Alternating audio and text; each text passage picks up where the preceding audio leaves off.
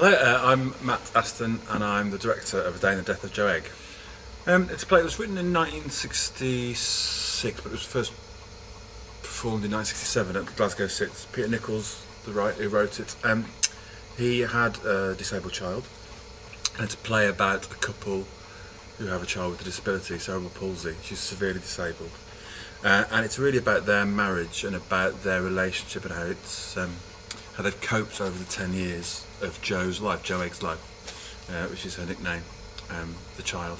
And although the subject matter is quite difficult and maybe depressing and controversial in many ways, it is a light comedy. It's a dark comedy, but it is funny. Brian and Sheila, the two main characters, the couple, they use comedy and use characters and use role playing to kind of deal with and cope with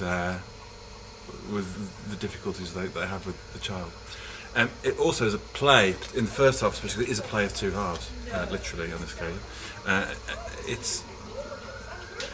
They explain to the audience and come out of the play and address the audience, tell them what has happened, and tell them how Joe was born and what happened when she was diagnosed with her condition.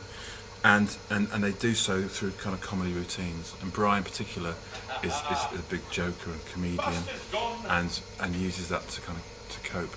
And then the second half, it reverts mainly back to this kind of play about their lives and in a front room of a terrace house in Bristol, though we're not setting it in Bristol. And it's kind of stood the test of time because we were setting it in 1967 and as a period piece.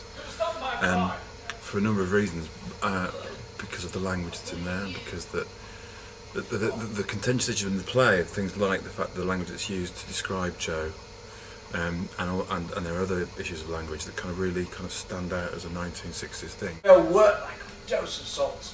So well, in fact, poor old boy has gone slightly hatcher. Thinks I'm getting my end away with Sheila.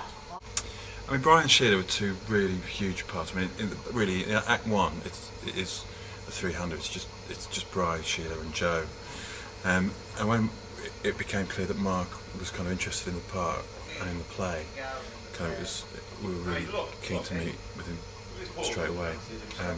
One, because he's a good actor, but also he's just he's funny, and that character needs that. And he's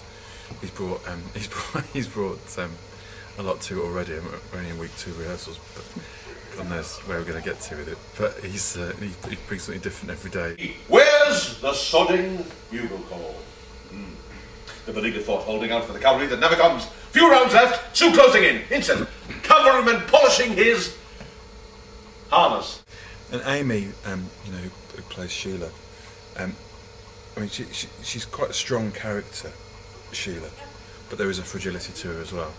And Amy definitely has that. And I think Amy, as she's a parent and she's a mother, and she's bringing a real maternal sense. She has to be a mother both to Joe and also to Bri, because Bri's as big a kid as Joe is, and she talks about that in the play.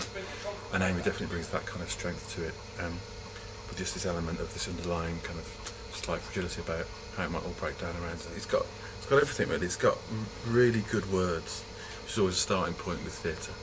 And we've got some really good actors in there. All 6 of them are fantastic. Good words, good actors. There's a starting point.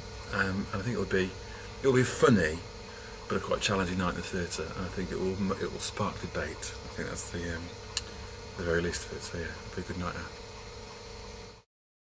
out. Sitting around here like Joe Egg. Joe Egg. It's something my grandma used to say.